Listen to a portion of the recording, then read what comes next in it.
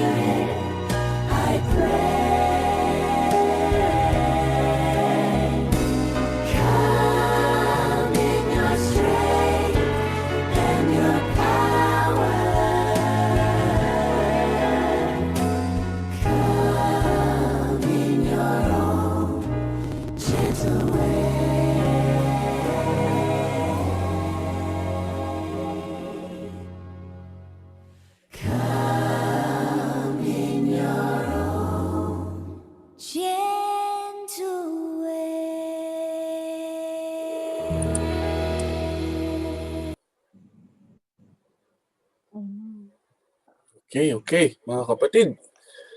Pwede na tayo mag-start. Kapatid Ina, can you open us in an opening prayer?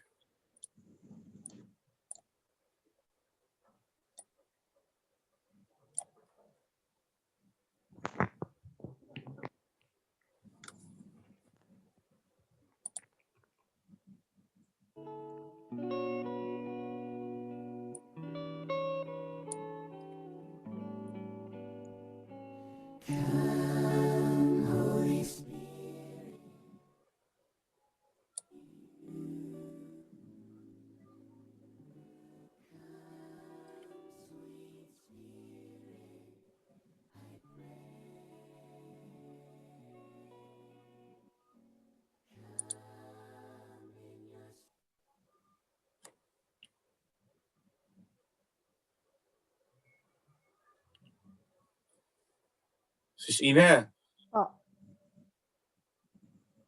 hindi ka namin naririnig. Can you lead us for an opening prayer? Ay, ako po ba? Tumayo kasi ako. Hindi ko alam ako pala yung ihanda niyo po. Okay. Marong wala kayong video.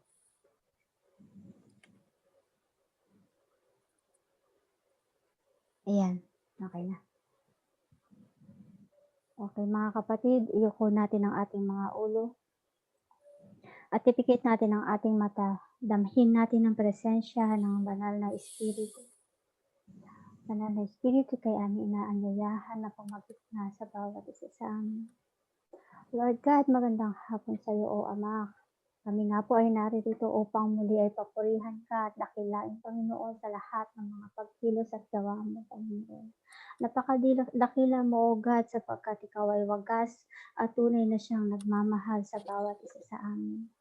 Ama, salamat sa hapon na ito kung saan kami narito at nagtitipon-tipon muli upang pag-aralan ang banal mong salita, O God. Lord, samahan mo po kami at gabayan sa gawain ito, O God. Gayon din, Ama, hinihiling ko po sa iyo na bigyan mo ng magandang signal connection ang bawat isa na narito. At Ama, nawa ang bawat salita na matututunan namin sa araw na ito, ang iyong banal na salita, Panginoon, nawa ay tumino ito sa puso ng bawat isa. At higit sa lahat, ito ay maibahagi namin sa aming kapwa, higit lalo po, Ama, sa mga taong hindi ka pa nakikilala, Panginoon. ay idinadalangin ko rin sa iyo, gabayan mo po si Deacon Anton na siya pong mag-preach ng banal mong salita.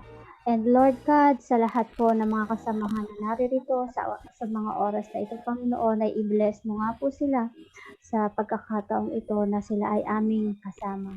And Lord God, ang anuman po mga bagay na makasisira o makakatalusod sa aming Panginoon, ay alisin mo nga po ito, Panginoon, at samahan mo po kami hanggang sa huling bahagi ng aming buhay.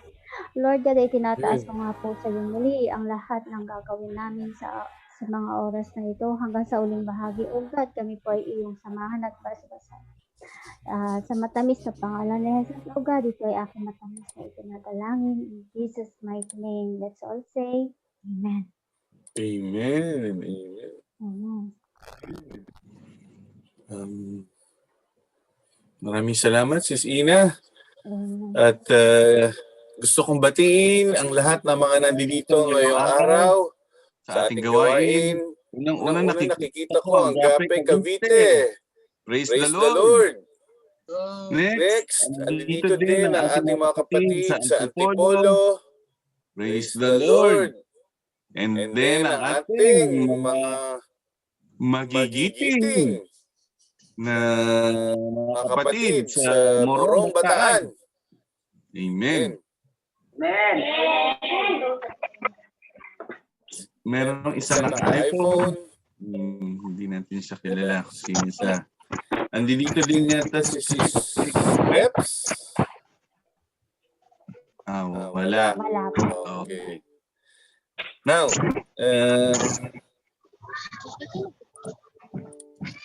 alam niyo po ba kung anong araw ngayon? Saturday. Okay. Simulan natin ang Saturday na ito na first Sunday of Advent. Okay? Sa'yo po ba yung magaragar po yata yung What? yung kasi may ingay. I-unmute ko. But what does that really mean? I-mute ko po muna yung Ano ba? baka po sa headset niyo po. Ayan, nakamute na yung Hindi kasi dapat salita ka daw ulit dito. Okay, na siya. Ayan, okay na po. Wala nang ingay. Okay. But let me know if naririnig nyo ha, yung Opo, i-play ko. clear na po. What does that really mean?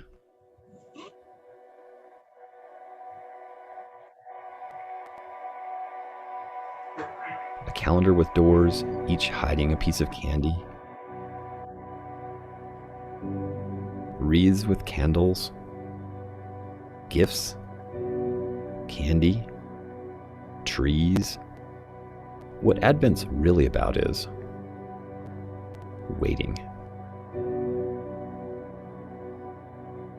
Advent is the purposeful season of waiting that prepares us for the coming of Christ. In fact, that's where the word Advent originates, the Latin word for coming.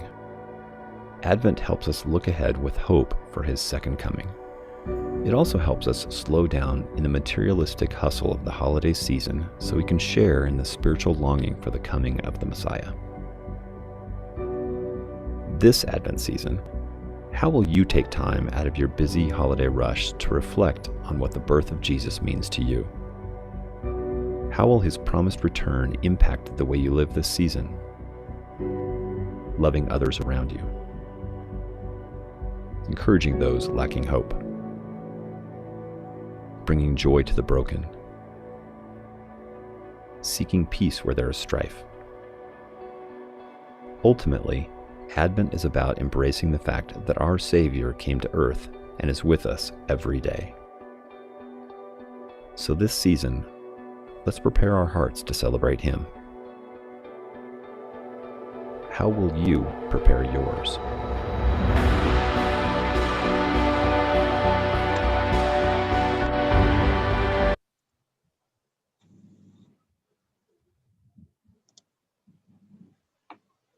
Ayan po mga kapatid, gusto ko pong i-reiterate sa inyong lahat na ang ibig sabihin ng Advent ay preparation natin sa pagdating ng ating Panginoong Hesukristo. Amen? Sa Kapaskuhan.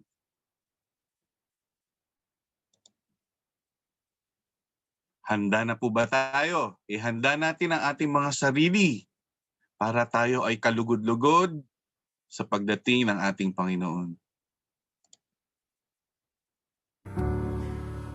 As it says in Luke 1:26 through 38. In the 6th month, God sent the angel Gabriel to Nazareth, a town in Galilee, to a virgin pledged to be married to a man named Joseph, a descendant of David. The virgin name was Mary. The angel went to her and said, "Greetings, you who are highly favored. The Lord is with you." Mary was greatly troubled at his words and wondered what kind of greeting this might be. But the angel said to her, "Do not be afraid, Mary. You have found favor with God. You will be with child and give birth to a son, and you are to name him Jesus. He will be great and will be called the Son of the Most High. The Lord God will give him the throne of his father David, and he will reign over the house of Jacob forever. His kingdom will never end." How will this be?" Mary asked the angel, "since I am a virgin." The angel answered, "The Holy Spirit will come upon you, and the power of the Most High will overshadow you. So the Holy One to be born will be called the Son of God. Even Elizabeth, your relative, is going to have a child in her old age, and she who has said to be barren is in her 6th month. For nothing is impossible with God." "I am the Lord's servant," Mary answered. "May it be to me as you have said." Then the angel left her. As we come to the Advent season, we reflect on Jesus, the light of the world, and we remember that this light that we celebrate at Christmas is the same light that conquered the darkness at Easter. For centuries, God's people had eagerly anticipated the coming Messiah and held on to the prophecies and promises that he would come. When the time was right, God the Son came down among the people he loved as the fulfillment of those promises and hope incarnate. Now, as we eagerly await his second coming, we find ourselves in the same place, holding onto the hope and assurance of his word. As we light the hope candle this morning, we rejoice that God keeps his promises. And just as a flame can pierce the darkest night, we believe that this hope in Christ will continue to pierce the darkness and awaken hearts to the light of the world. Let's pray together. Father, thank you so much for today. Lord, thank you that we have your promises to hold on to. Lord, that you sent your Son in such a humble way, such an amazing way. Lord, I thank you for the fact that you know so much more than we could ever hope or dream to imagine. And Lord, that we cling to those promises. Thank you for your light. Thank you for the fact that it does pierce the darkness. It pierces all the darkness around us, Lord, and let us cling to that. We love you and we praise you in your name. Amen. Amen. So mga kapatid, nakita niyo po yung kanina,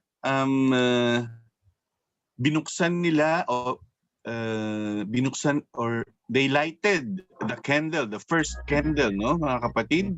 Ibig sabihin, ngayong Sunday na yun. Makikita nyo, there are 4 candles na, ito po, 4 candles na kulay red. Binuksan na natin yung isa. This is in preparation for the coming of Jesus Christ. Commemoration, celebration sa Kapaskuhan. Yung kulay puti po dito, this is the Christmas day na. So we still have 3 more Sundays to prepare ourselves, to prepare our spiritual being for the coming of Jesus Christ. Okay? Ready na po ba kayo mga kapatid sa ating communion? Can we get now our bread and our water?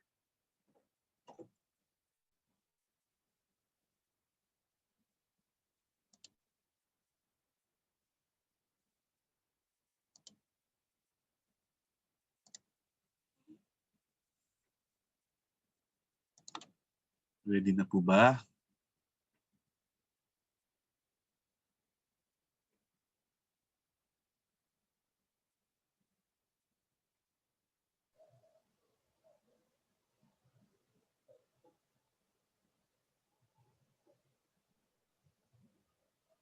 Ate Polo, yung ano nyo, yung tinapay.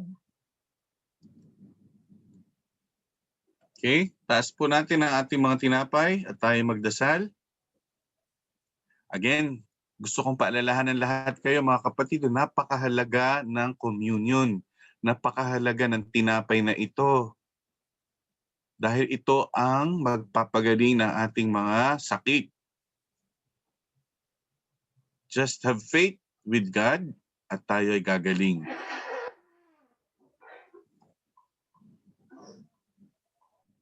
Ready? Okay, tayo manalangin.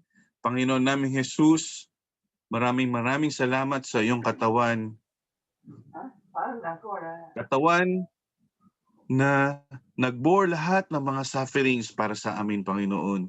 Ikaw ang tumugon sa lahat ng aming mga kasalanan at ikaw ang nagpabayubay sa krus para saluhin lahat ng aming mga spiritual dirt, Panginoon, lahat ng aming mga kasalanan. Panginoon namin Hesukristo, sa pamamagitan ng iyong katawan, ikaw ang maglilinis lahat ng aming mga physical illness, Panginoon, sa lahat ng mga sakit namin, hindi lamang aming mga sarili, ng aming mga anak, ng aming mga magulang, ng aming miyembro ng aming pamilya, Panginoon, even ang aming mga kapatid and community. Panginoon, sa lahat ng mga mayroong hanggang ngayon nagdudunas ng kanilang mga sufferings dahil, Lord, sa kanilang mga illness at mga sakit, Panginoon. Sa pamamagitan ng iyong tinapay, Panginoon, pinagdadasal namin na ito ay magkaroon na ng lunas sa pamamagitan ng iyong miraculous hands. Yes, Lord. Amen, Lord. Let's eat the bread. Thank you, Lord Jesus. Amen.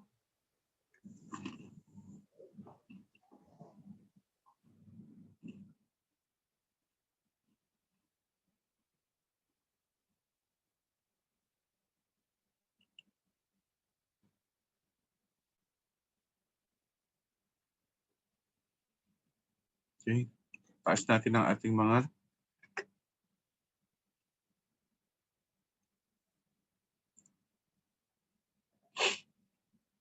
cups, ang ating mga tubig, mga kapatid.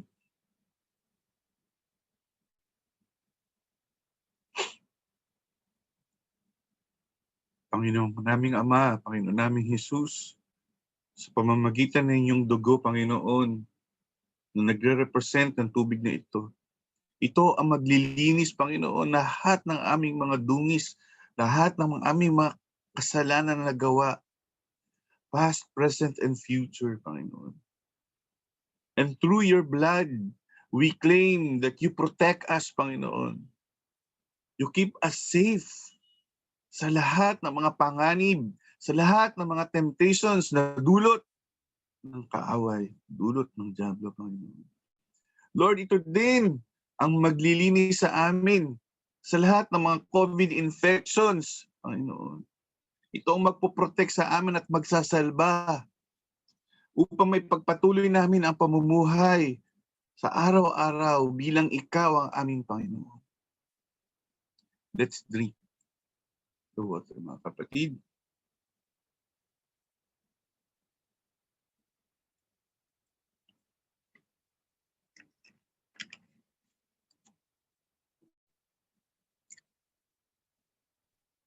Amen.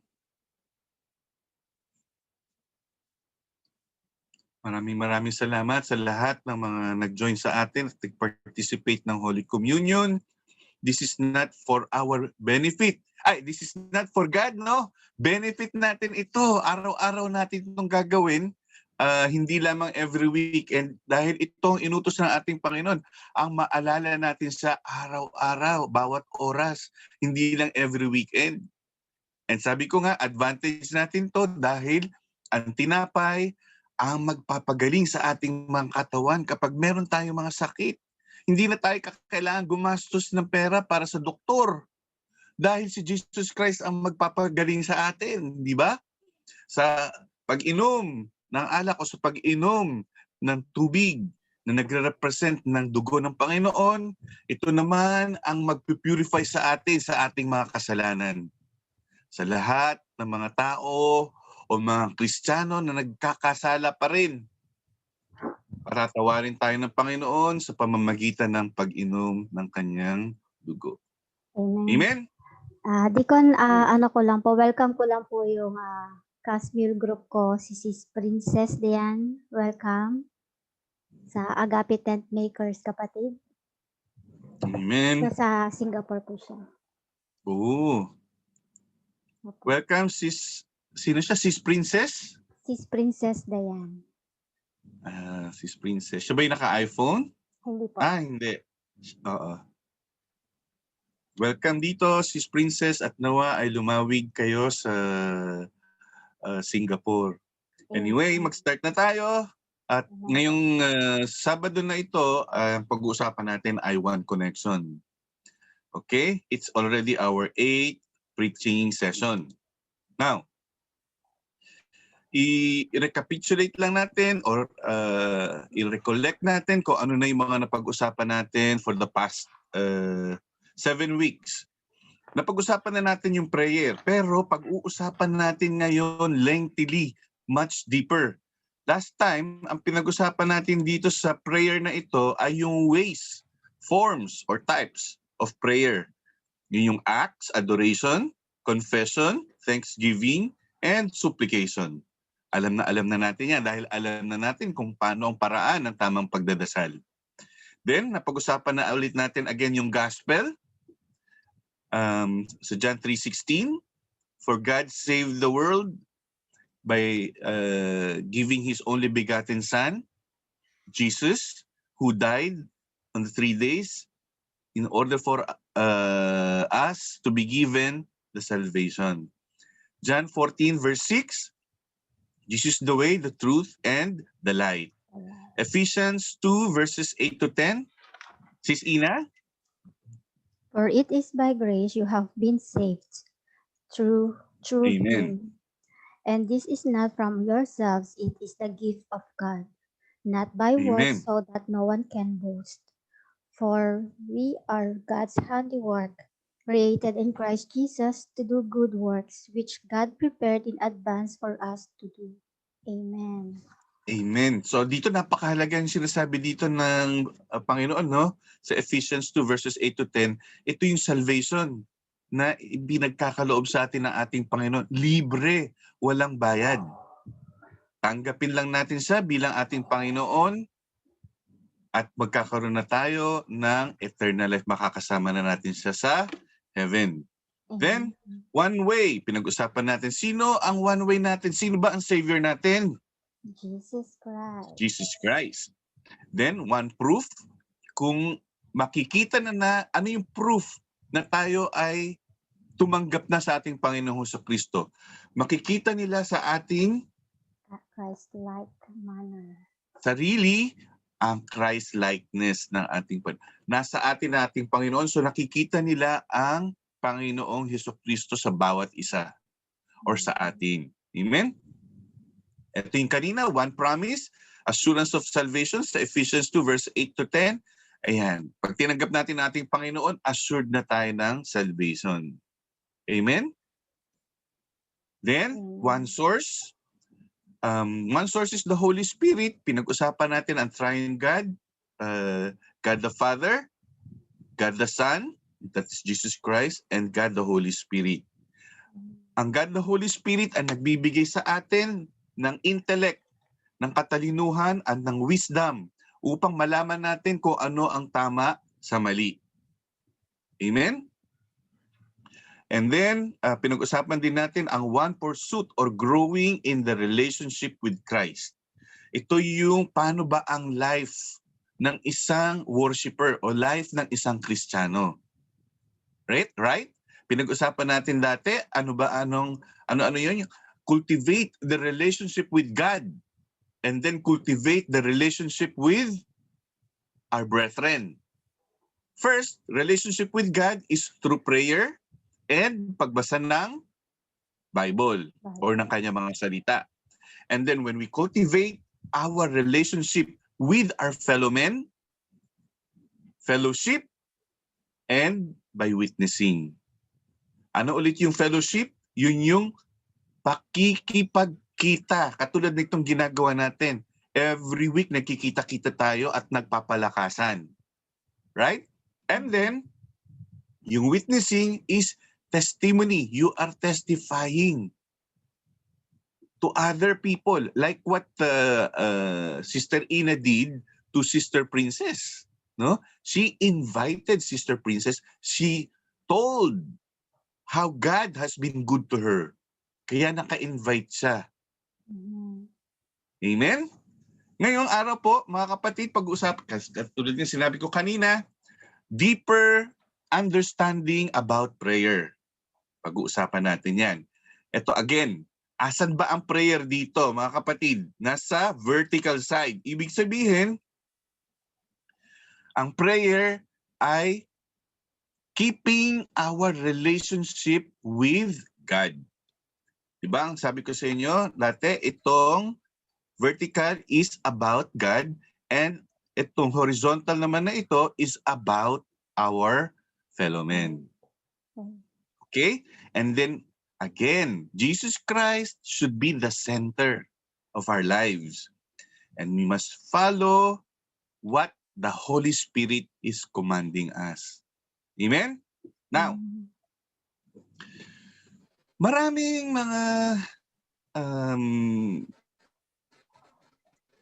marami tayong mga kasamahan or maraming mga Kristiyano or maraming mga believers na hindi masyado deep ang kanilang pangunawa kung ano ba ang prayer. Diba, pinag-usapan natin dati that yung sa first preaching natin that prayer is about reconnecting. Paulit-ulit kong sinasabi. Diba, once we were connected, dahil sa pagkakasala, natanggal, nawala tayo. Andito ang Panginoon, eto tayo. When through prayer, we reconnect our ties, our relationship by communicating with Him. Okay? Kaya maraming nagsasabi, ang prayer daw ay hotline. Or yung tinatawag na 199 o 119 sa Amerika. Hotline patungo sa Panginoon, patungo sa pakikipag-usap sa Panginoon. Kaya nga hotline telepono, kumausap. So merong communication. Amen? Ito din ang tinatawag nilang spiritual oxygen. Ang prayer natin, ipinararating natin sa Panginoon. So umiikot siya, no? Oxygen siya. Oxygen means air, mga kapatid.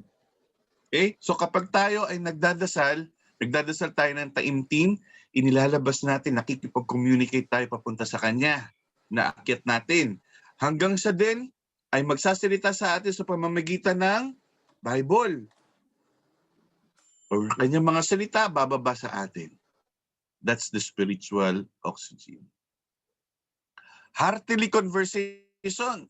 Sinasabi nila, nakikipag-usap tayo by heart. Hindi by mind. Heart. Ito ang pinaka-central chakra natin, no? Nandito kung ano yung sinasabi ng ating emosyon. Puso. Puso sa puso. Ganun, mga kapatid, pag makipag-usap sa Panginoon. Again, sinasabi ulit, reconnection of the Father and Son relationship or reconnecting ties, katulad ng sinabi ko kanina. Now, last time, nung first preaching natin, first week of preaching, pinag-usapan natin ang acts. Ulitin natin, no? Ito yung adoration. Adoration is to praise God. Pag nag-start tayong mag-pray or makipag-communicate sa Kanya, kilalanin mo muna kung sinong kinakausap mo. Hindi ba sa mga kaharian, mga kapatid, pagdadating ang hari, ang kamahal-mahalang hari Ganon ang pagpo-proclaim nila sa hari. So dapat ganon din ang ating pag-worship o pagsimula ng prayer sa Panginoon. Sambahin natin siya. Pinupuri ka namin, Panginoon. Panginoon ng lahat ng Panginoon. Hari ng lahat ng mga hari. Kayo po ang reason kung bakit kami nabuhay. Ikaw ang nagbigay sa amin. Ikaw ang nag-create sa amin. You are our creator. Ikaw ang nagbigay ng buhay sa amin. Alalahanin mo kung sino siya. Itaas natin siya dahil siya ay holy. Amen? Then, confession. Pagkatapos natin siyang i-adore, confession. Para tayo ay pakinggan ng Panginoon, para tayo ay makalapit sa Kanya, tayo ay magpakalinis ng ating mga kasalanan. We confess our sins to Him. When we confess, we have to repent. Hindi yung confess lang tayo na confess. Hindi naman tayo natututo sa ating mga kasalanan. We repent not to commit it again. Amen, mga kapatid? And then ito, napaka-importante nito, thanksgiving. Mga kapatid, sa bawat answered prayer, lumundag ka. Huwag kang magpahintay ng 1 araw, 10 araw na natapos bago ka magpasalamat sa Panginoon. Pag natanggap natin ngayon ang blessing from the Lord, pasalamat ka kagad. Nasa sa yun kung paano mo gagawin ang pasasalamat. Lumabas ka, magpasalamat, magbunyi ka, pumunta sa quiet place. Lord, maraming salamat. Kunyari, nasa trabaho ka. No? Dapat i-express mo ang iyong kagalakan sapagkat ikaw ay pinagkalooban ng answered prayer. Pag ikaw ba ay nagbigay to someone ng isang regalo, tapos yung pinagbigyan mo ng regalo, hindi man lang niya pinasalamatan, anong mararamdaman mo bilang nagbigay ng regalo? Masasaktan ka, hindi ba? So wag nating hayaan masaktan ang ating Panginoon sa lahat ng kanyang mga blessings, sa lahat ng kanyang mga answered prayers. Ito ang Christ-likeness, ang magpasalamat, ora mismo. Pag nakatanggap ka ng blessing, magpasalamat ka. Amen? Next. Itong petition and intercession. Actually, mga kapatid, itong petition and intercession, ito yung supplication. Okay? Supplication, ito yung mga prayer request natin. Petition, asking God for something like healing, financial blessing, spiritual healing, growth in faith, at lahat na. Ang intercession naman, ito yung ginagawa namin sa tent maker. We are asking God's mercy and compassion sa mga taong nangangailangan. Alam niyo mga kapatid, napaka-noble ng ginagawa ng aking mga kapatid dito sa tent maker dahil ang pag-i-intercede ng prayer ay hindi kalimitang ginagawa ng karaniwang Kristiyano or karaniwang tao. So sa lahat ng mga nag-i-intercede ng prayers natin, like sa mga taga-tent maker, o ating mga magulang, o ating mga spiritual director, advisors, pasalamatan natin sila. Pagkat tayo ay kanilang ipinagdadasal, meron tayong kaakibat na tulong na nagdadasal para sa atin. Dahil napaka-effective ng prayer of the righteous. Mamaya i-discuss ko po yun about paano magkaroon ng powerful and effective prayer. Okay, mga kapatid? Now, I will show you a video clip about the apostles of Jesus Christ na tinuruan sila kung paano mag-pray. Okay? So, makinig tayo mga kapatid, ha?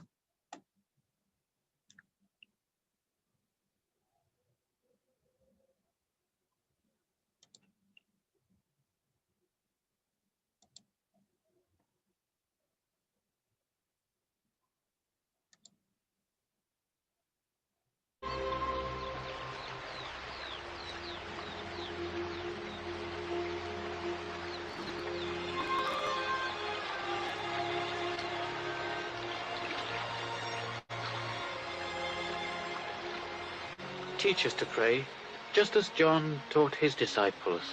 When you pray, say, Our Father which art in heaven, hallowed be thy name.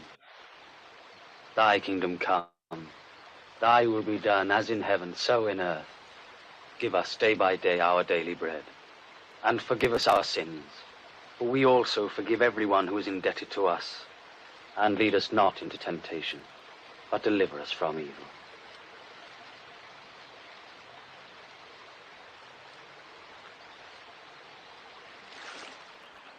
Ask, and you will receive. Seek, and you will find. Knock, and the door will be open to you. For everyone who asks will receive, and he who seeks will find, and the door will be open to anyone who knocks.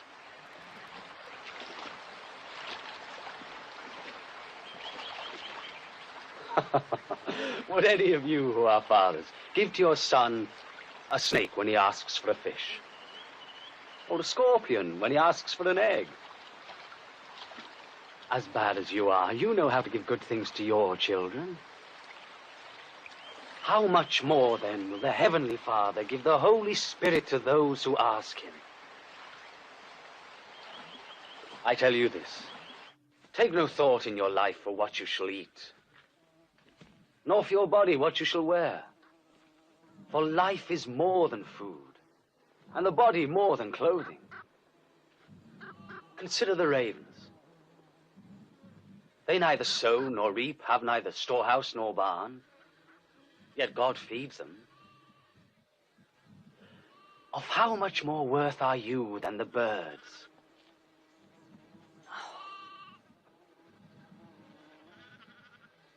Which of you, by being anxious, can add to the length of your life? You cannot do such a small thing. Why do you worry about the rest? Consider the lilies, how they grow.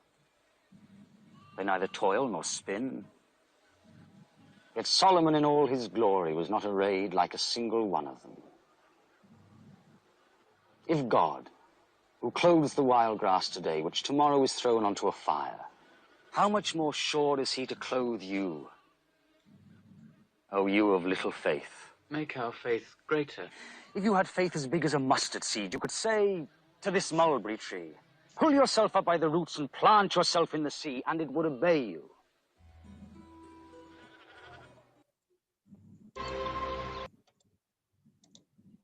Amen, mga kapatid. Mhm. So, tinuruan tayo ng Panginoon kung paano magdasal. Okay? Can we read this? Nandiyan na ba si Sister Peps? Kung wala pa, Sis Ina, can you read first Matthew chapter 6 verses 9 to 10? Matthew 6, 9 to 10. Amen.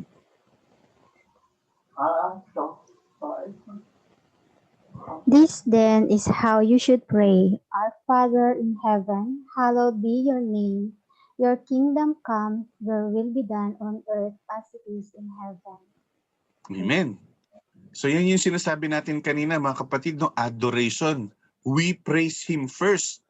At dito sinasubmit natin ang sa ating mga sarili na kung ano ang gusto niya, yan ang mangyayari dahil siya ay makapangyarihan. Kung ano ang gusto niya mangyari sa heaven, yun din ang mangyayari sa lupa kung saan tayo naroroon.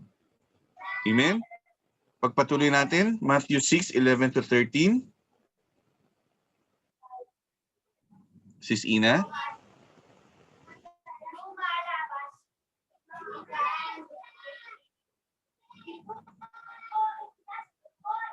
Sis Peps? Andiyan ka na ba, Sis Peps? Okay. Sis Peps, can you help us, Yes. please? Because busy na si Sis Ina.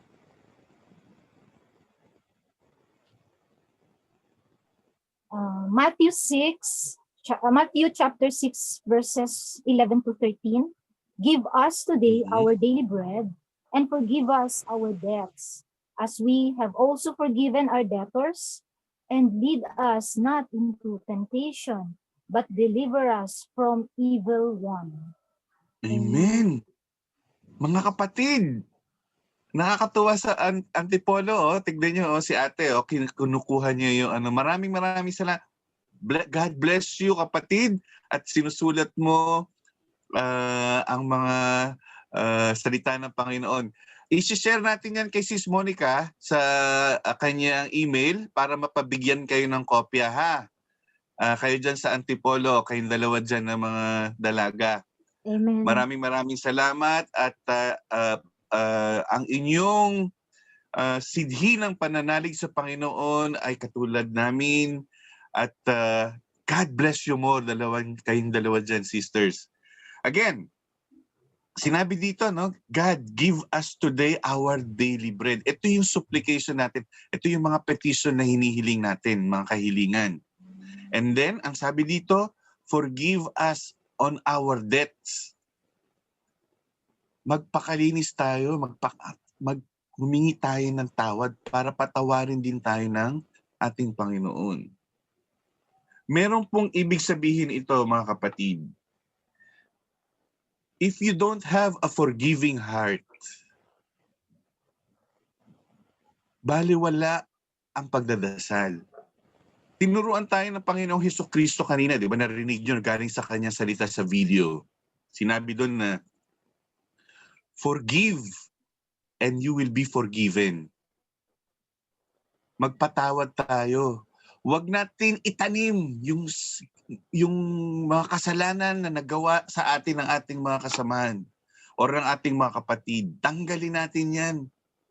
Dahil sino ba ang didisiplinahin ng Panginoon? Tayo o yung gumawa ng kasalanan sa atin? Ang didisiplinahin ng Panginoon ay yung gumawa ng kasalanan sa atin. Para din tayo, kung tayo ay nagkasala, humingi tayo ng kapatawaran sa ating Ama, sa ating Panginoon, para hindi din tayo madisiplina. Amen. At upang tayo ay maging karapat-dapat sa Kanya. Amen? Now, mga kapatid, may sinasabi dito sa bandang huli, no? But deliver us from the evil one. Okay. Sino ba yung evil one? Ang evil one ay si Satanas. Ano ba yung salitang deliver us? Deliver us. Dalhin mo kami kay Satanas. Naku po! Hindi po ganun ang ibig sabihin ng phrase na ito. Ito pong deliver us from evil ay idiomatic expression na ang ibig sabihin ay rescue us from evil. Rescue, tulungan, isalba tayo sa mga temptation na gawa ng kaaway. Amen. Amen? Amen. Next, Matthew 6, verse 14. Sis Peps? For if you forgive other people, then they sin against you, your heavenly Father will also forgive you. Yes, ito yung sinabi ko kanina na magkapatawaran tayo upang tayo ay magkasama sa...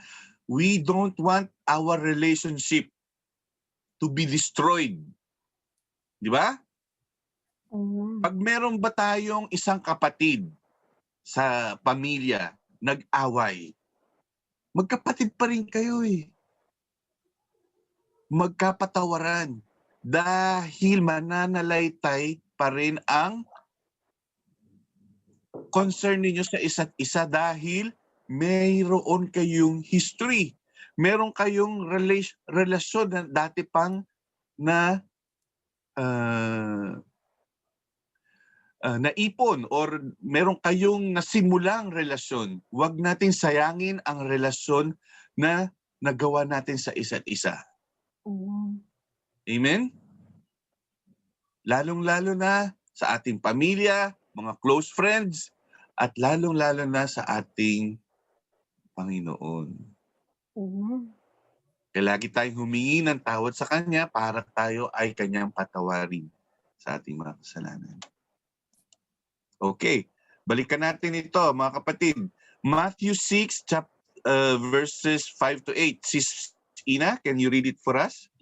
Amen. Matthew 6, 5 to 8. And when you pray, do not be like the hypocrites, for they love to pray standing in the synagogues and on the street corners to be seen by others. Truly, I tell you, they have received their reward in full. But when you pray, go into your room, close the door, and pray to your Father who is unseen. Then your Father who sees what is done in secret will reward you. And when you pray, do not keep on babbling, for they think they will be heard because of their many words. Do not be like them, for your Father knows what you need before you ask Him. Amen, amen.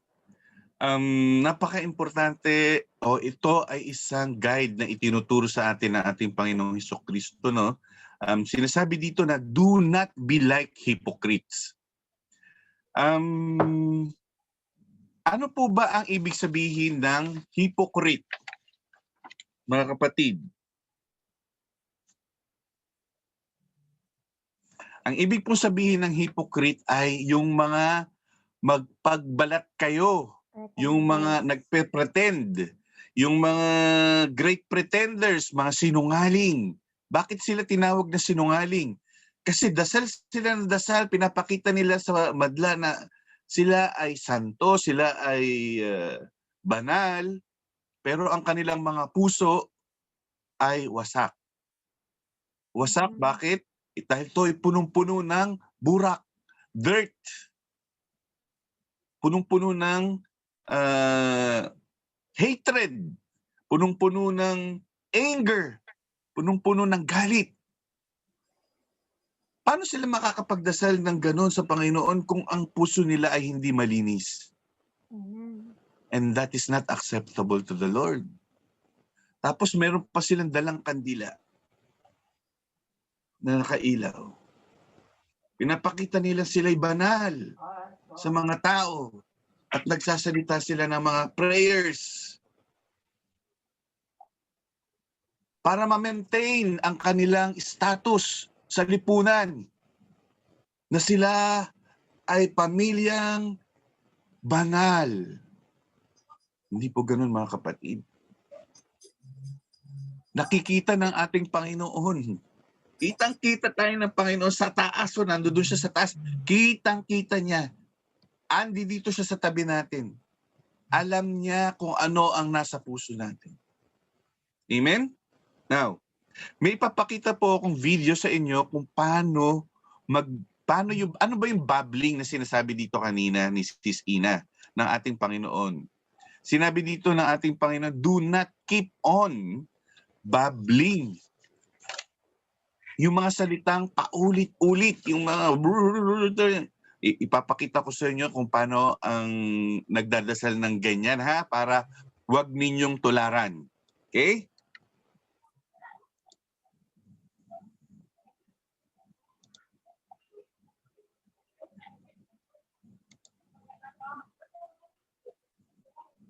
Ito, mga kapatid, ha? Open mind po tayo mga kapatid, kung ano pa man ang makita ninyo dito sa video. Wag nating tawanan, bagkus intindihin natin. Ito yung tinatawag na babbling prayer at wag nating tularan, okay?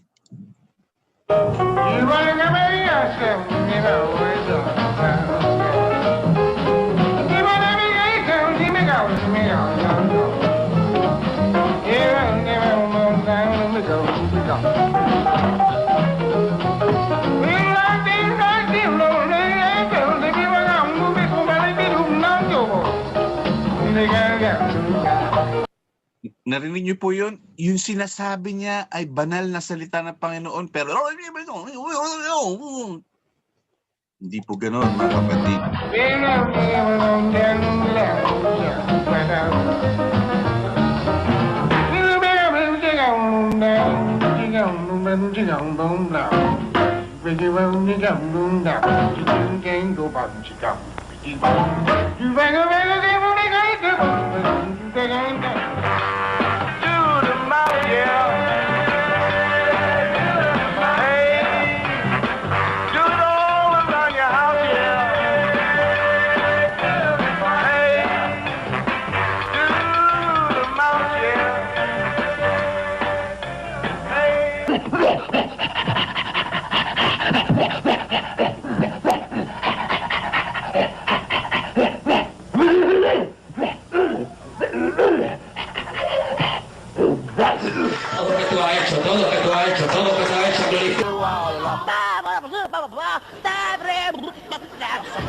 Espíritu Santo en esta tarde, glorifícale, glorifícale, glorifícale, dale alabanza.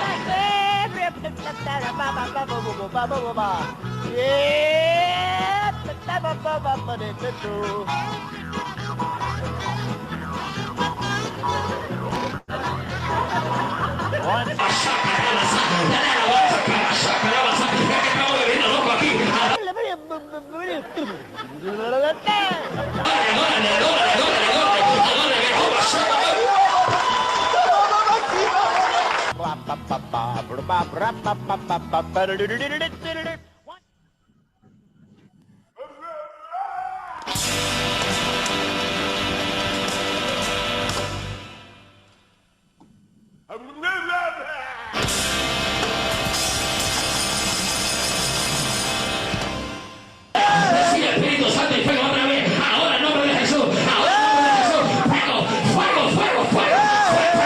Gracias, gracias.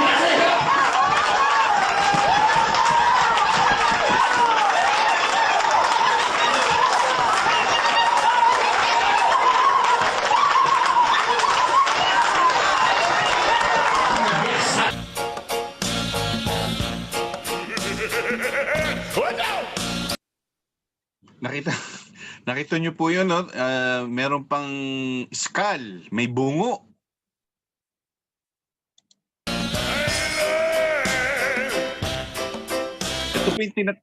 Ito po yung tinatawag na babbling like pagans. Huwag na po natin ipagpatuloy dahil masakit po sa mata.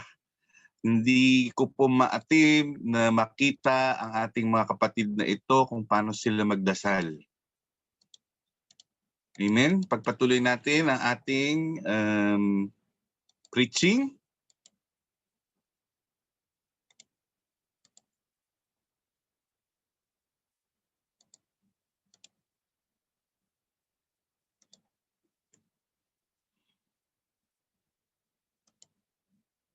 Okay. Now,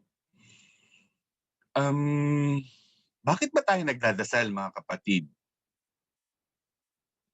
Alam na natin yung acts, di ba? So to worship God. To cultivate our personal relationship with God. Yes, napag-usapan na rin natin yan. Eto, to reflect on our daily actions. Yung ginawa natin simula umaga hanggang gabi. Bago tayo matulog, alamin natin. Isaliksikin natin yung sarili natin. Nagkamali ba tayo? Meron ba tayong naggawang kasalanan? So para tayo ay mapatawad ng Panginoon, tayo ay humingi ng tawad. Let's ask for prayer for forgiveness. Okay? So i-reflect natin kung ano yung mga ginawa natin ngayong araw. Kung may mga nagawang kasalanan, humingi ng patawad. Kung meron tayong mga natanggap na blessing, magpasalamat. Amen? Make request and ask guidance. Ito, napaka-importante niyan. Hindi lang tayo dapat hingi ng request. Humingi din tayo. Siyempre, bago mag-request, pasalamat muna, no? And then after ng pag-request, humingi din tayo ng proper guidance sa ating Panginoon. Para laging nandoon siya sa ating likuran. Lagi niya tayong pinagmamasdan. para hindi tayo muling matempt at magkaroon ng kasalanan. We pray because we express our faith in God. Amen. Napaka-importante rin ito. Unang-una, ba't ka nagpe-pray kung hindi ka naniniwala sa Panginoon? Tama po ba? We believe in Jesus Christ. That's the reason why we are praying. And then, ito yung kanina, pinag-usapan natin, repent and receive forgiveness. Amen? Ito, how to pray. Maganda to, mga kapatid. How to pray. Jesus' example, which is to honor and acknowledge God before making any requests. Nakita mo ang ating Panginoon, no? Doon sa New Testament, paano siya magdasal? Pumupunta siya sa quiet place. Doon siya nakikipag-usap sa Panginoon ng taimtim. There was even a last, yung kanyang prayer doon sa Mount Olives, kung kailan siya ipapako sa, kinabukasan ipapako sa krus, no, umiiyak siya.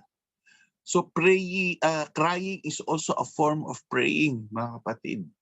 Ang pag-iyak natin na galing sa puso, na humihingi tayo ng tulong, kahit wala tayong sinasabi. Umiiyak tayo, alam niya ng Panginoon kung anong ibig sabihin ng pagtulo natin dahil nakikita, nababasa niya ang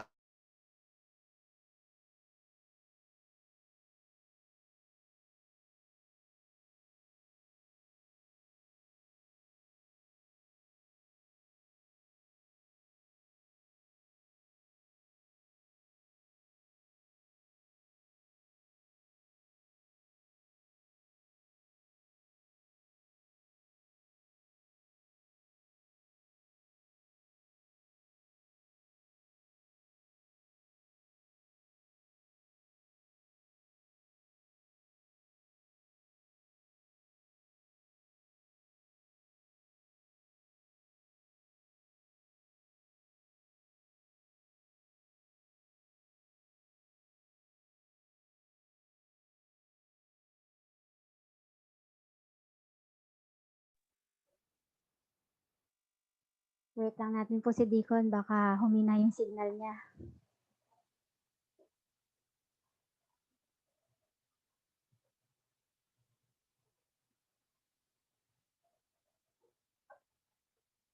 Hello, Brianna!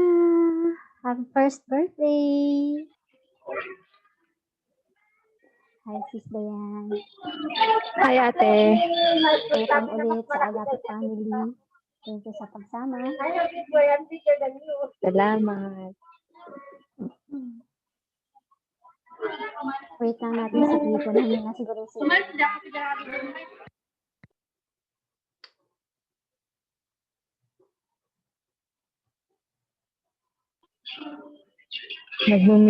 Mag-mute lang ako kasi nandito ako sa playground. Okay lang, sige. Naingay.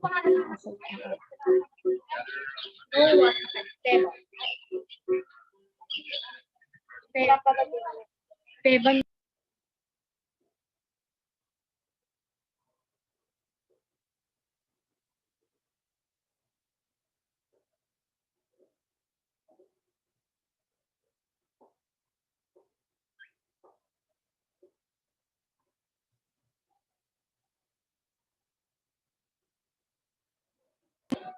Hey, man. Say hi.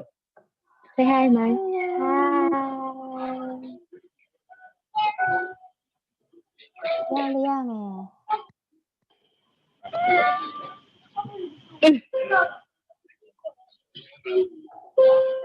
You can see them.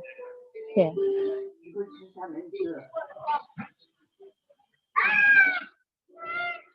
No.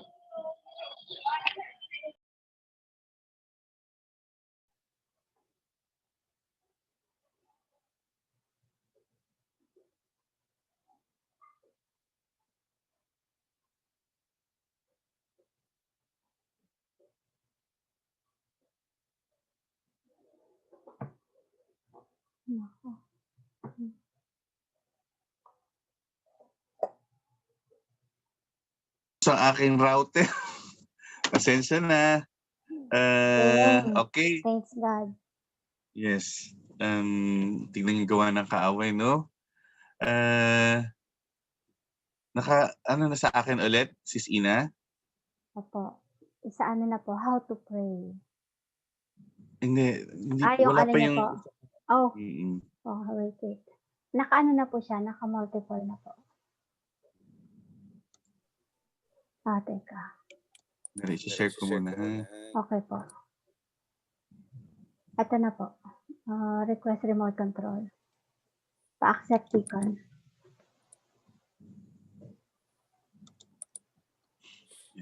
Ayan, okay na po.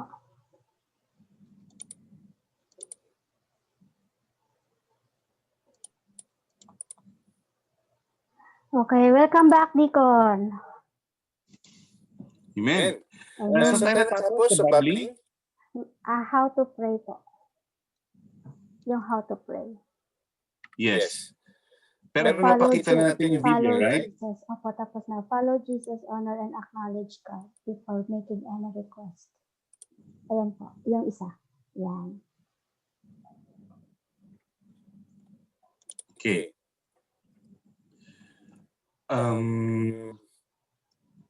Yung isa na dito. Repent and receive forgiveness. So yung dinidiscuss natin kanina, when we confess our sin, we repent not to make it again, not to do it again, para tayo ay makareceive ng forgiveness ng Panginoon. Amen. Amen? Ang Holy Spirit ang magbibigay sa atin ng reminder na, oops, kasalanan niyang gagawin mo, huwag mong gawin. So, pakinggan natin ang Holy Spirit para hindi tayo paulit-ulit ng nagkakasala. Mga kapatid, bakit ba natin dapat ihinto ang pagkakaroon ng kasalanan o paggawa ng kasalanan? Sapagkat ang blessing ng Panginoon, hihinto yan. Hindi yan mapupunta sa atin pag tayo ay punong-puno ng kasalanan. Kapag tayo ay madumi. Amen? Now, how to pray? Sabi dito, follow Jesus' example. Katulad ng sinabi ko kanina, si Jesus Christ ay pumunta sa mga quiet places. Doon siya ngayon nagdadasal sa Panginoon. Gayahin natin siya. Okay?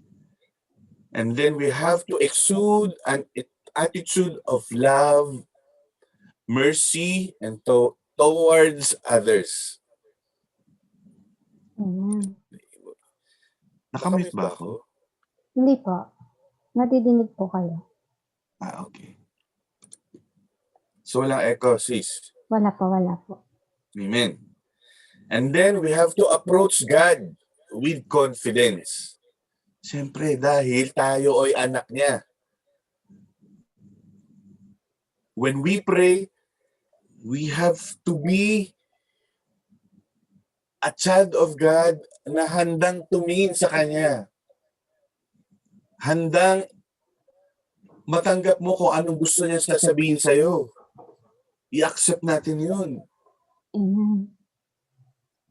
Amen, mga kapatid? So, pinakita ko na sa inyo kung paano yung mga nagpe-prayer ng yung babbling. Tapos yung mga wrong manners of praying. Nakita niyo po ba yung preacher or yung pastor, tapos tinap yung babae, tapos yung babae parang nangisay-ngisay na. Alam natin na yan ay parang acting lang, no? So wag po natin gayahin. Ito yung sinasabi ko kanina, na we go to a quiet place. Di ba? Usapan natin last week. Ito ang gagawin natin. At least every week hanggang maging daily. We go and seek for a quiet place na tahimik na tayo nakikipag-usap sa Panginoon. Amen? Amen. Now, ito pang isang technique na gusto kong i-share sa inyo mga kapatid. Dahil ang Panginoon gusto niyang marinig kung ano ba talaga ang ating mga prayer requests natin. James 4 verse 2, Sis Ina. You desire but do not have, so you kill. You covet, but you cannot get what you want, so you quarrel and fight. You do not have because you do not ask God. Amen. Amen. Napaka-importante ng salita ng Panginoon Diyos dito, no? Lalo-lalo sa pinakahuli. Why you don't have? Bakit wala kang blessing? Other than because punong-puno ka ng kasalanan. You don't have blessing, hindi pinagkaloob sa iyo sapagkat hindi mo hiningi. So dito sinasabi sa James 4 verse 2, si James ay kapatid natin Panginoon, no? Kapatid, because thou we do not ask. So if we want something in our petition requests or supplication requests, sabihin natin ano ba yung gusto natin sa Panginoon. In detail. Gusto niya marinig. Amen? Amen. Okay, next. Prayer and fasting. May mga nagtanong sa akin. Deacon, paano ba mas mapapabilis ang breakthrough or ang kasagutan ng ating mga prayer requests? May nagsabi ng fasting. Okay. Yung sagot na yan, sagot din niya. Ang fasting po ba ay magpapabilis para sa mga kasagutan? Okay. Let's talk about that. Fasting is not about humbling the body of its appetite. Sa Tagalog, ang pagfa-fast o pag-aayuno ay hindi pagdideprive ng ating mga katawan sa pagkain. Kasi kalimitan, ganun ang ginagawa ng iba. Hindi kakain ng umagahan, ng tanghalian, kakain lang sa gabi. Katulad ng ginagawa ng ibang nasa religion. No? Pero pagkakain naman sila sa gabi, babawi sila. Sobrang daming kakainin nila. Baliwala. Hindi ba? Ang fasting, mga kapatid, ay ang paghahambol ng ating mga kaluluwa at mga sarili. Okay? Now, I'll show you a video clip about praying and fasting.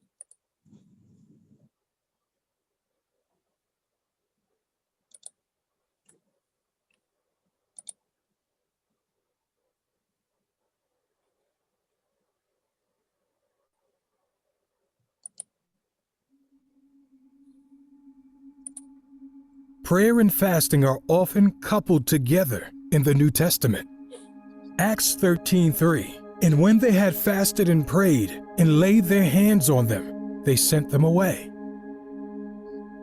Acts 14:23. Paul and Barnabas appointed elders for them in each church, and with prayer and fasting committed them to the Lord, in whom they had put their trust. Acts 13:2. As they ministered to the Lord and fasted, the Holy Spirit said, "Now separate to me Barnabas and Saul for the work to which I have called them." In Luke 2:37, a widow worshiped day and night, fasting and praying. In Mark 9:29, Jesus answered the disciples, according to the King James rendering of the text, that the demons that they were unable to cast out comes out only through prayer and fasting.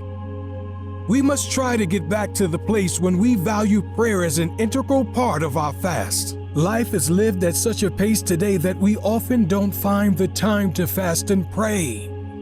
Prayer opens up our soul in communication with God and allows the Holy Spirit to resound praise and petition in our hearts towards our Father who is in heaven. Matthew 6:17 through 18. But you, when you fast, anoint your head and wash your face, so that you do not appear to men to be fasting, but to your Father who is in the secret place. And your Father who sees in secret will reward you openly. The Bible assumes that fasting is one of the normal practices of Christian life. The language is when you fast, not if you fast. But when you fast, let us consider some steps to fast and pray for a breakthrough. Determine your prayer requests. 1 Peter 4:7. The end of all things is near. Therefore be clear-minded and sober so you can pray. There needs to be clarity of mind and soberness of our faculties when we pray. The Bible says we must pray according to the will of God. This is our guide. We must have a clear head so we can approach God with clear requests. It may help to put the request on a piece of paper or type them on your phone so you are absolutely clear on what you are going to ask God for. This isn't for God, it is for you.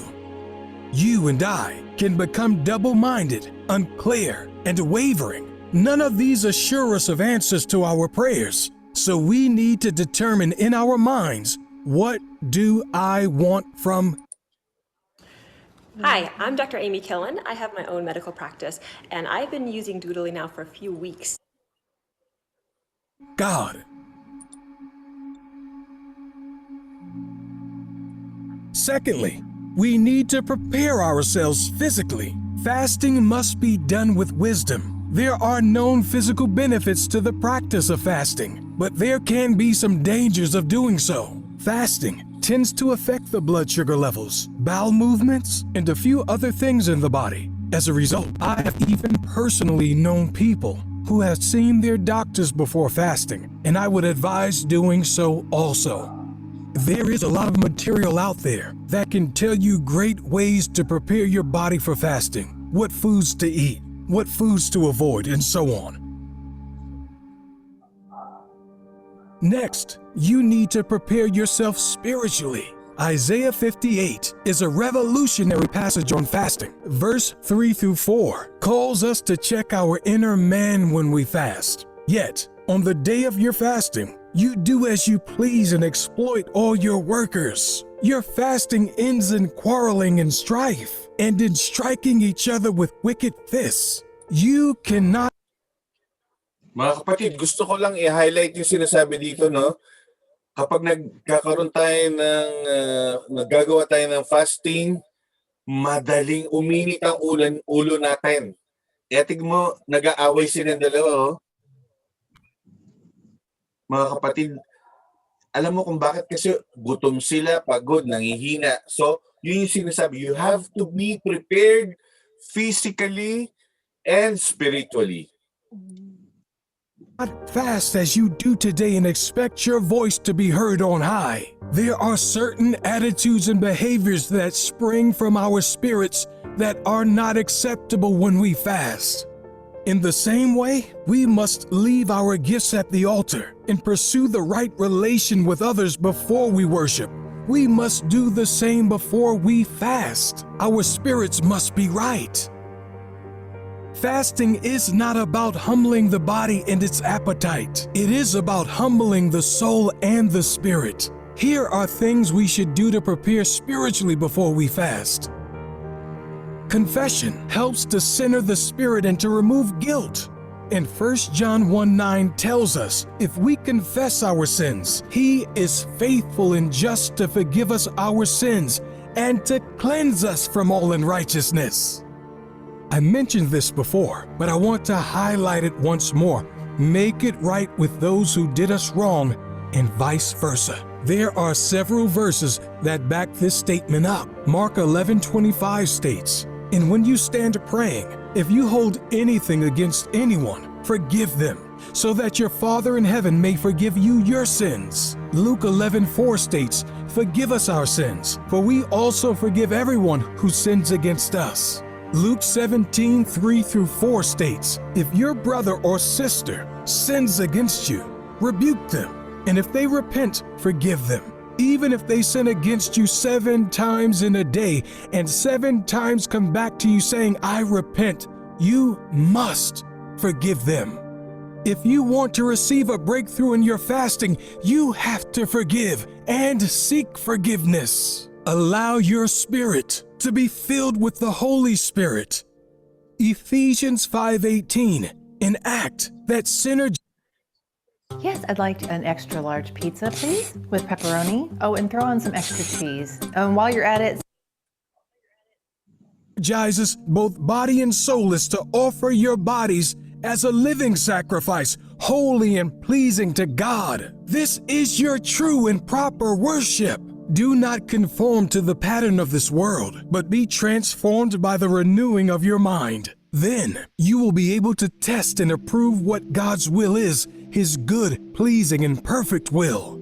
And then to the most important part, praying in the Spirit in meditation. We must always come back to the heart of fasting, which is a heart that is intentionally placed before God. Prayer is not just an occasion, but it is a position of conversation with God. The lines of communication must be kept open. If we are going to get the breakthrough we are fasting about, abstaining from food is not enough. Your breakthrough comes at this point. Like Christ told the disciples, "I am telling you, you need to fast and pray." In 1 Thessalonians 5:17, Paul told the church in Thessalonica to pray continually. These are some factors that must bolster our fasting. It is also a great idea to meditate on the God to whom we pray. It is a soul-moving and spirit-shaking thing to do. Consider His love, power, faithfulness, grace, and compassion. Have a walk through the Psalms and fix your mind and heart on who God is. And the more we focus on God, the bigger our faith gets. And then at this moment, we must exercise our faith in accordance with Hebrews 11:6. If we do everything that is listed, but we do not put our faith in God, it is futile and displeasing to God. And without faith, it is impossible to please God. Amen. Yan po yung sinasabi natin kanina, na magpipray tayo and fast. Bakit? Because of God. Bakit tayo magpipray and fast kung hindi tayo naniniwala sa Panginoon? Hindi ba? God, because anyone who comes to Him must believe that He exists and that He rewards those who earnestly seek Him. There is a mighty breakthrough that is awarded to the person who comes before God with clear and sober minds, clearly determined petitions, physically and spiritually prepared to take on the task of fasting. All of that must be wrapped up and sealed in faith. If you have no faith, you have no breakthrough. If you have a little faith, you have a little breakthrough. If you have big faith, you have a big breakthrough. All of God's response. Narinig niyo po yan, mga kapatid? Kung napakalaki ang ating tiwala at faith natin sa Panginoon, mas maraming breakthrough, mas maraming blessing tayong matatanggap. Is a response to our faith to faith. According to your faith, be it unto you. Sure. Skip this ad. Just like you skipped out on buying Amazon stock and Google and Apple.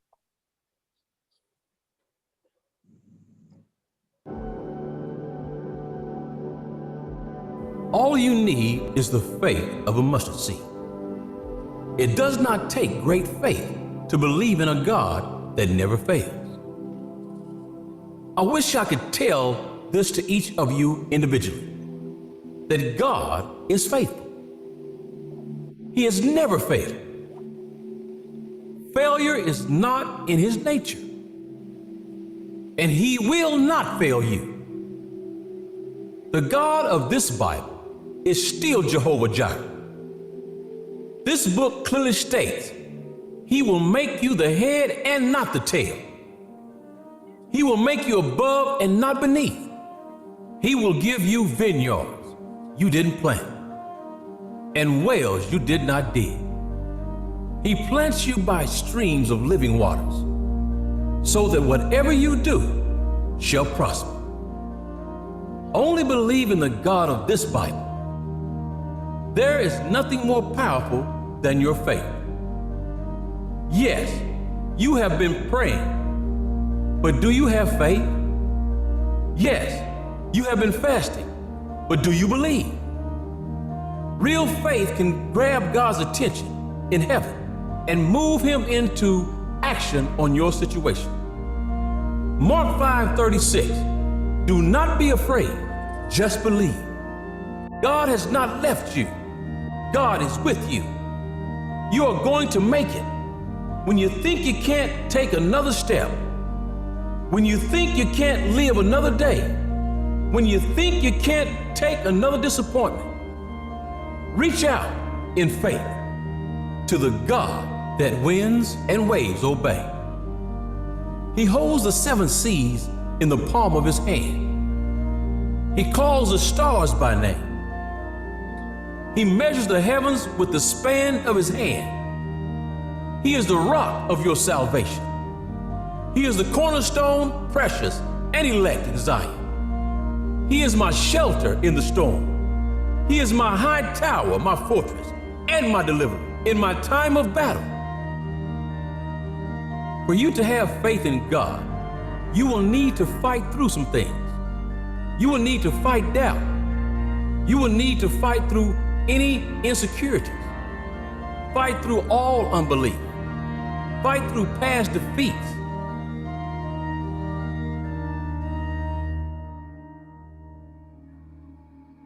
If you have no faith, you have no breakthrough. If you have a little faith, you have a little breakthrough. If you have big faith, you have a big breakthrough. All of God's response is a response to... Amen. Amen. So, ang dami nating mga natutunan doon, mga kapatid, ha? So, always remember, we have to have big faith to the Lord so that we will have our breakthrough. Summarize natin kung ano yung napanood natin kanina.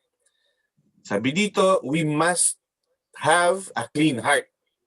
Malinis na puso. Walang dumi, walang bahid ng dumi, walang kasalanan. Seek and give forgiveness. Because kung hindi ka marunong magpatawad, wala. Ba't ka pa mag-pray? Hindi rin sasagutin ng Panginoon. I would like to repeat that. Imagine ikaw ang Panginoon at meron kang mga anak. Ang isa mong anak ay makasalanan. Tapos gusto niyang manghingi sa'yo ng petition or supplication sa pamamagitan ng paghingi. Ikaw na magulang, bibigyan mo ba yun? Bibigyan mo bang yung anak na makasalanan? Amen? So ang gagawin muna ng ama or ikaw bilang parent, tuturuan mo siya ng leksyon, bibigyan mo siya ng tinatawag na sermon or tinatawag na you talk to your son kung saan siya nagkamali. Ipaunawa natin sa kanila kung ano yung maling ginawa nila at mga repercussions para hindi na nila uulitin. And let's train them to be attuned with God. Amen? Allow yourself to be filled by Holy Spirit. Pinag-usapan natin yan last Saturday. And then pray without ceasing. Manalangin tayo ng walang hinto. And most importantly, yung sinasabi kanina, put your 101% trust and belief in God. Para 101% din na matatanggap natin ang ating blessings. Amen? Now, ano ang mga hindrances sa prayer para tayo ay magdasal? Yung hindi natin pagkakaroon ng clean heart. Ito yung hatred, anger na nasa puso natin. Again, we neglect to confess our sin. Meron tayong doubt. Yung sinasabi na kanina na yung faith mo hindi 100%. So, ba't ka pa mag-pray kung hindi ka rin pala naniniwala? Let's pray and claim that God will listen to us and will grant our requests because we are His children. Amen? Ito pa, importante mga kapatid. Do not ask or do not pray if your intention is wrong. For example, magpe-pray ka, Panginoon, bigyan mo ako ng pera para meron akong pondo pang casino. Panginoon, bigyan mo ako ng pera, ng blessing para makabili ako ng Gucci or Chanel. Mga magagandang damit na branded pa.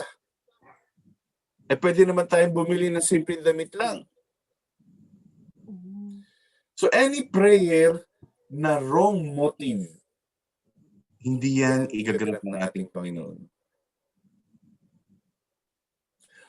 Ito pa mga kapatid, dahil mayroon akong narinig or meron pong nagsabi sa akin na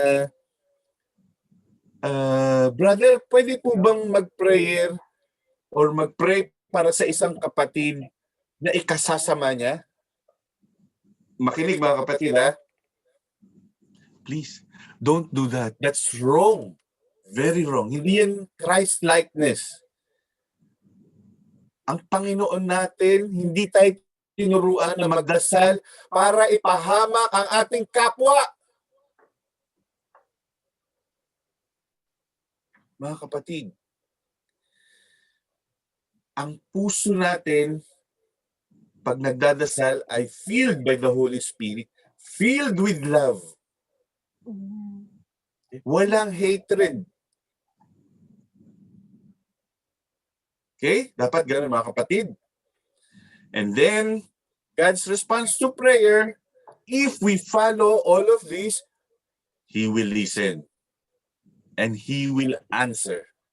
Okay? Listen and answer. Now, napakagandang chart na ito mga kapatid. Dahil dito, ito yung mga salita ng Panginoon at sinasabi dito, may gagawin tayong kondisyon or may pinagagawa sa atin ng Panginoon. At sa paggawa natin yun, pagsunod natin yun, sa magitan ng prayer, meron sa mga promises na matutupad. Ito yung sinasabi niyang, I will grant, I will listen. Okay? Isa-isahin natin. Sa John 14, verses 12 to 13, sinasabi dito, believe in Jesus Christ and do His works. And then, ang promise ng Panginoon, all we ask in Jesus' name, God will hear. Amen? In 1 John 5:14 to 15, ito sinasabi, confident. Yung pinag-usapan natin confidently asking anything in His will. And Jesus will hear us. In Philippians 4:6 to 7, don't be anxious. Ano ba yung sinasabing don't be anxious? Huwag kang magpatumpik-tumpik. Huwag kang magduda about your prayer requests. Okay? So that you will attain peace with God. Yan yung promise niya. Next, John 15, verse 7. Sabi dito, remain in Jesus Christ, in His words. Hindi nyo napansin pa, ulit-ulit to. John 15:7 and John 14, verses 12 to 13. Ang promise, whatever we wish, lahat ng kagustuhan natin ay matutupad. In Luke 11:5 to 10, we ask, we seek, we knock. Ano ba yung pag-ask? Paghingi. Pag-seek, paghanap. Pag-knock, pagkatok. So, ibig sabihin, ang promise ng Panginoon, if we ask, He will receive. If we seek, we will find. If we knock, the door will be opened for us by Jesus Christ. Amen? Next, James 5, verses 16. Paulit-ulit natin ito naririnig, ha? Confess our sins and pray. Ito yung sinasabing promise. Prayer of the righteous is powerful and effective. Okay. Bigyan natin ng highlight ito, mga kapatid. Itong sinabi ng kapatid ni Panginoong Kristo na si James. Pag ang puso mo ay madumi, i-confess mo yan sa Panginoon. You repent and get back. Turn back to God. Okay? And then we go back and praying dahil ang pagpe-pray ng mga righteous or ng mga malilinis ang puso, ito ay nagiging powerful at pinakikinggan ng Panginoon. Lalong-lalo na sa mga nag-i-intercede ng prayer. O yung mga tinatawag na prayer warrior. Maawa ka doon sa mga ipinagdadasal natin kung ikaw ay nagpapatuloy sa kasalanan. Sayang lang din yung oras mo kung hindi malinis ang iyong puso. Dahil hindi yun pakikinggan ng Panginoon. So pray with a clean heart so that our prayer requests will be granted and heard by Jesus Christ. Okay. Mga kapatid, meron pa tayong oras, no? Bago mag-alas 12. May papagawa po ako sa inyo ngayong araw. Ngayon na, kumuha po kayo ng piece of paper. Okay? Isulat po natin ngayon dito ang 3 prayer request ninyo. Okay? 1, 2, 3. And then, yung ginawa natin yung pag-aaral ngayon, we pray properly to God, and then let's observe kailan siya sinagot ng ating Panginoon. Okay? Can we do that? Mga kapatid, isulat natin sa talaan na ito ang 3 request na gusto nating hingiin sa ating Panginoon. And then, by next week, pag-usapan natin kung sino-sino ang nagkaroon ng mga answered prayers. Let me remind you, ang sabi ng Panginoon, once we have a clean heart, we pray, and then Jesus hears, listen, and grant our wishes. Amen? 3 wish, 3 prayer request po ang gawin natin.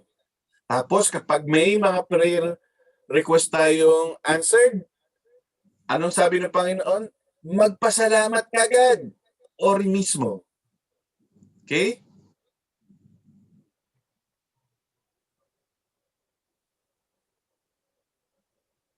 So gagawin natin yan, ha? Mga kapatid.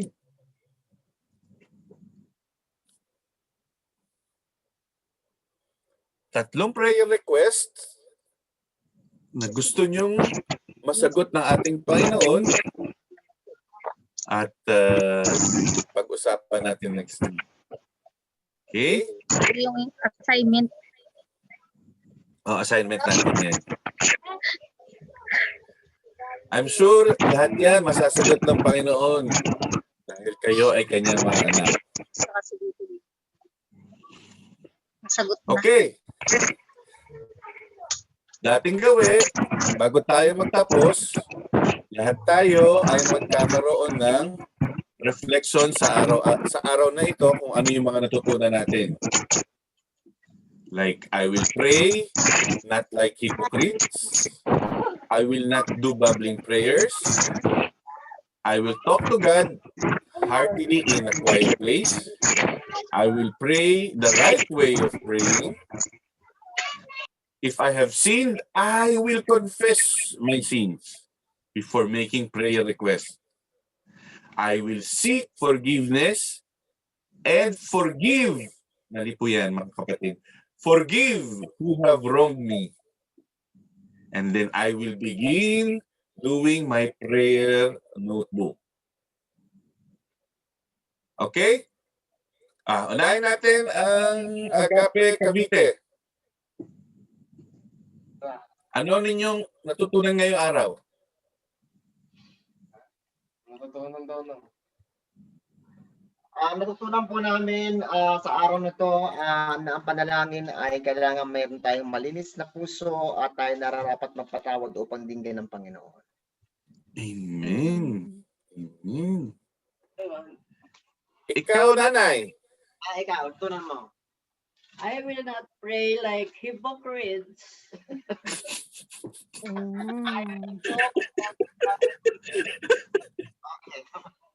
Amen. I will not pray like a great pretender or hypocrite. Amen. Very nice, nanay. What about you, Angelo? Ano natutunan mo ngayon? Huwag magdasal.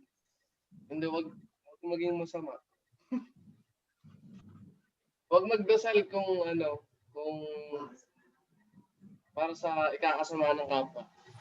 Very good. Very good. Very good. I like that. Totoo yan, mga kapatid. Asa si Shirley? Ating kapatid. I have sinned. Ay nila. Ano lang natutunan mo? Sige tayo. Pamili ka lang dyan sa tapat. Bumali ka lang. Ano naturo mo dyan? Anong natutunan mo? 1, 2, 3, go! Magkaroon mo ng time na mag-pray. Correct. Magkaroon siya ng quiet time upang makipag-usap sa Panginoon. Amen. Next, sa Antipolo naman tayo. Ang ating dalawang kapatid dyan. Go! Manalangin ng may malinis na puso. Tama. Ay, katabi mo.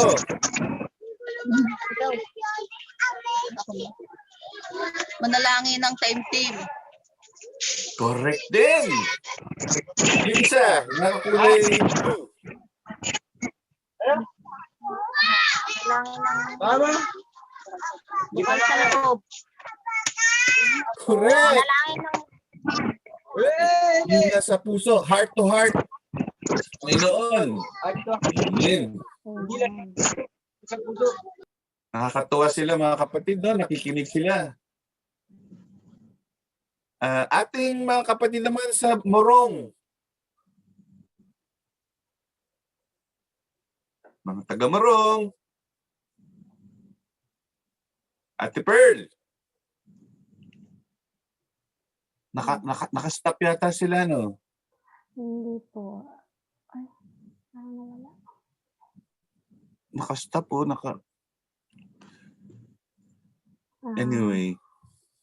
Nawala si ate ko. Balikan natin. Siguro si ano muna, sino ba yung ating visitor? Ba't nawala yung Si invite mo? Princess Dayan.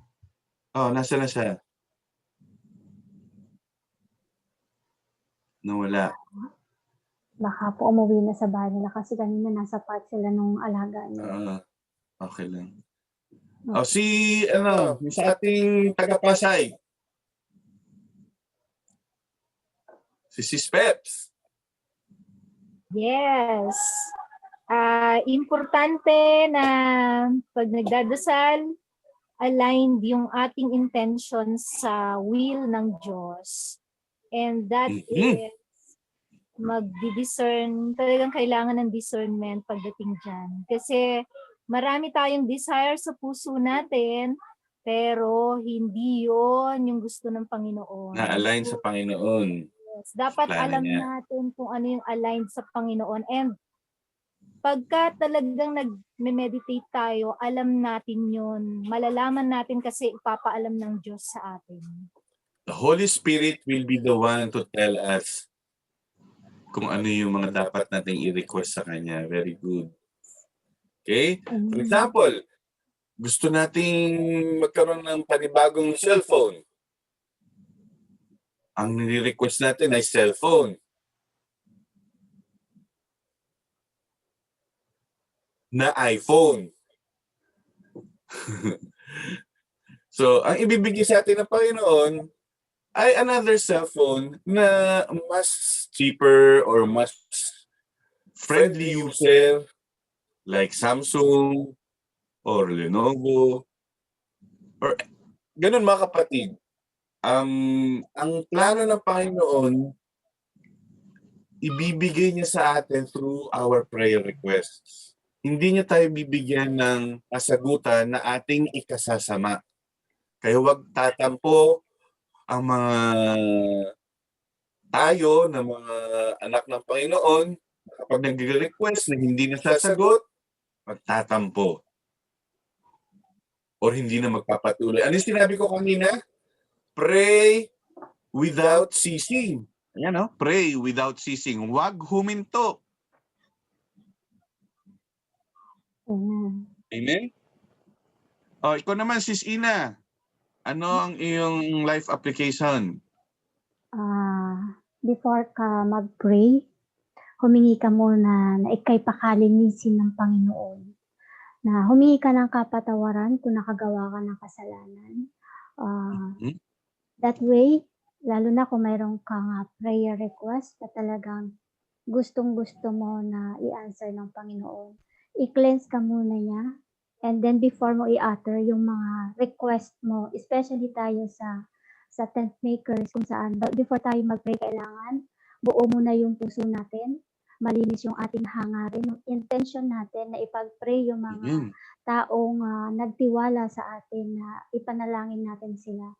Clear yung intentions, yung puso natin na malinis, and then open tayo to receive the blessing from our Father in heaven. So whatever we pray, if we mga kapatid, mabuti, importante. Tama yung sinabi ni Sis Gina. Kanino tayo nananalangin? Hindi sa tao, ha? Nananalangin tayo sa all-powerful God. All-powerful, alam niya, all-knowing. Kaya alam niya kung ang puso mo ay dalisay o hindi. Amen? Sorry for that, Sis Ina. Ano pa yung isa mo? Ano pa yung sinasabi mo? Kasi gusto ko nang i-highlight. God knows if we just pretended to pray, just to utter the words, just to utter the request. He knows if we are just pretending. So, dapat, kaya before we do our intercession prayer or before we ask, we should be ready first. I-set mo muna yung sarili mo na this is a prayer request to whom the people is asking. So, you need to prepare first yourself and then focus na tanging nandoon lang yung attention mo para yung panalangin na idudulog natin ay maging kalugod-lugod sa Panginoon. Amen, amen. Very good. Balik tayo sa Bataan. Diyan na sila. Sis Pearl, ano ang life application mo ngayon?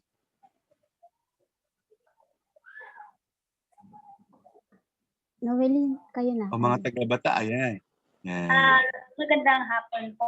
Ang life application po namin is Magandang always hapon. to pray, then read the Bible. Magandang hapon po. At sa pagbasa po ng Bible, kasi ito po ay direct to communication to God. Amen, amen. Napakaganda ng sinabi niya, no? Yun yung pag-cultivate ng relationship natin sa Panginoon by prayer and His words of God. Amen. Sino pa po dyan sa Morong ang gusto mag-share?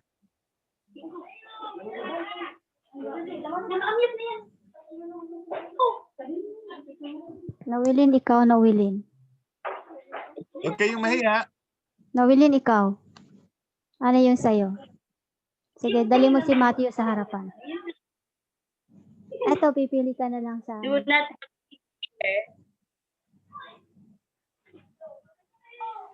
and honestly communication lang. Amen. Honest. Oh, walang pag-iimbot. Hindi tayo nagpe-pretend na mag-pray sa Panginoon. Amen. Maraming salamat sa inyo mga kapatid. Si Sis, Si Ate Wen. Nawala. Ano sa Ayan, present na. Ate Wen, pwede ka ba magsalita dyan? Naka-mute ka, Ate.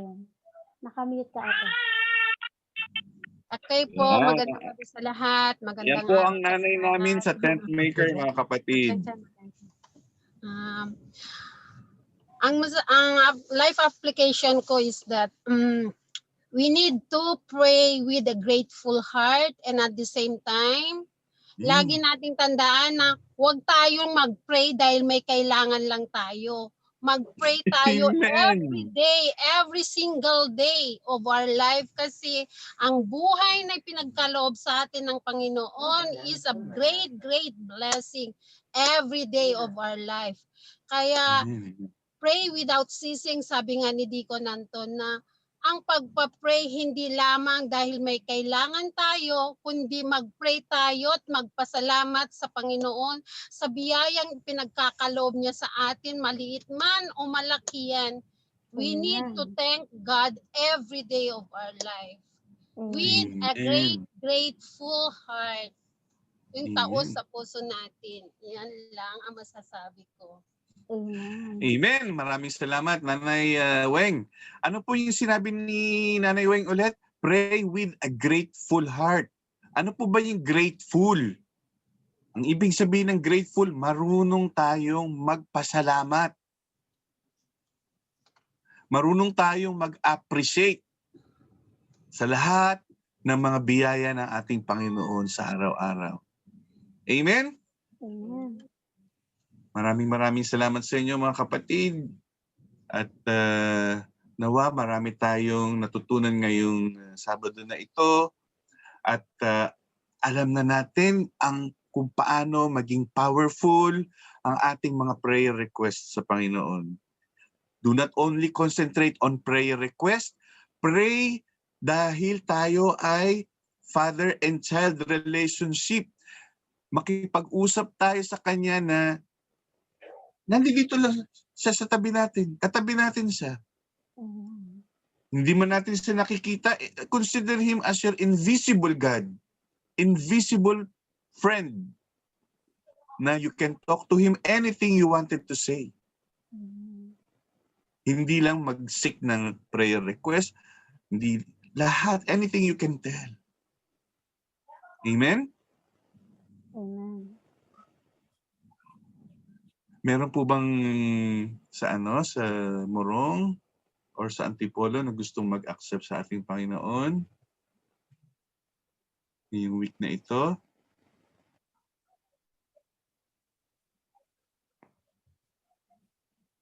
Noeline, may gusto bang mag-accept dyan, Noeline? Wala po siguro pa. Deacon. Amen. Okay, mag-encourage tayo mga kapatid, lalong-lalo sa mga taga-Antipolo, Tarlac, Isabela, Morong. Kayo ang ating mga home churches. Huwag natin i-contain na tayo lang ang masisave. Imbatehan mo din yung ating yung inyong mga kaibigan para ma-save din, para makita din natin sila sa heaven. No? Para makatanggap din sila ng blessing from the Lord na siksik liglig. Amen. Amen?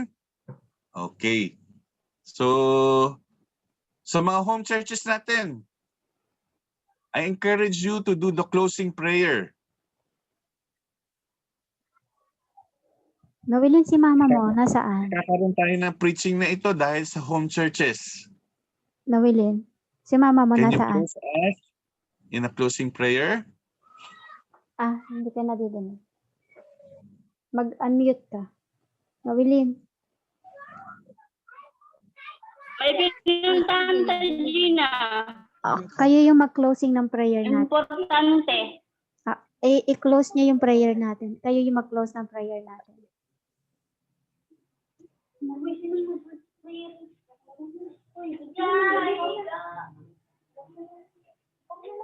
Hindi pa sila ready. First time nilang pinag-usapan natin ng prayer, ha? Opo. Kakausap lang natin ng prayer. Okay, sa Antipolo. Jen, ikaw ang mag-close ng prayer natin. Pwede ka nang mag-pray, closing prayer. By the way po, Deacon, si Jen po pala, siya yung panganay ni na Sis Monica. Saan dyan yung nasa harap, yung nakakakulay? Yung naglilista po. Ay, nasa gitna. Nakakatawa. Jen, ikaw pati ang mag-close ng prayer natin. Anak yan na si Sis Monica? Hindi, kapatid. Kapatid panganay. Tama na, nagpapadede pa.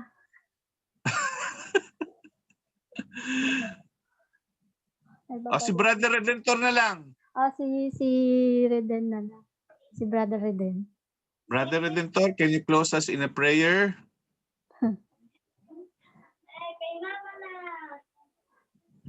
Ay, pinag-uusapan natin ng prayer, walang break. We have to be bold. We have to be confident. Di ba pinag-usapan natin yan kanina? Confidence. Don't be anxious. Huwag tayong mahiya sa pagpipray. Okay, close our eyes with our Lord Jesus Christ. Muli, Panginoong Diyos, Amang Banal, sa pangalan po ni Kristo. Maraming salamat po sa mga aral na ipinagkulag mo sa amin sa bawat isa.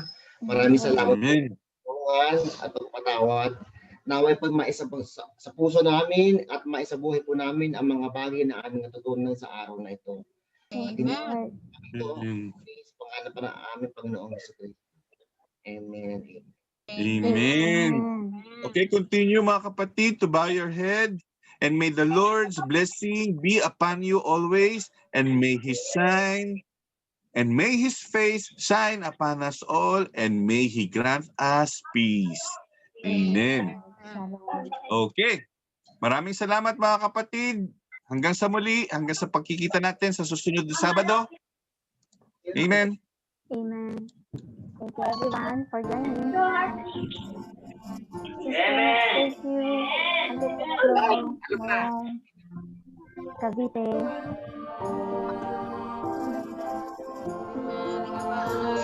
Maraming salamat. I love you, Nanay. I love you, Jelo.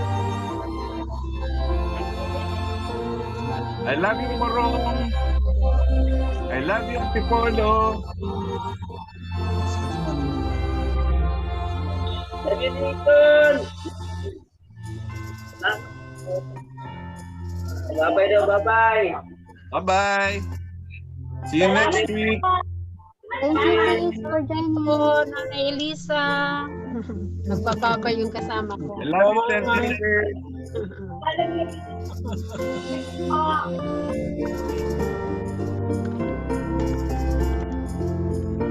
God bless you all.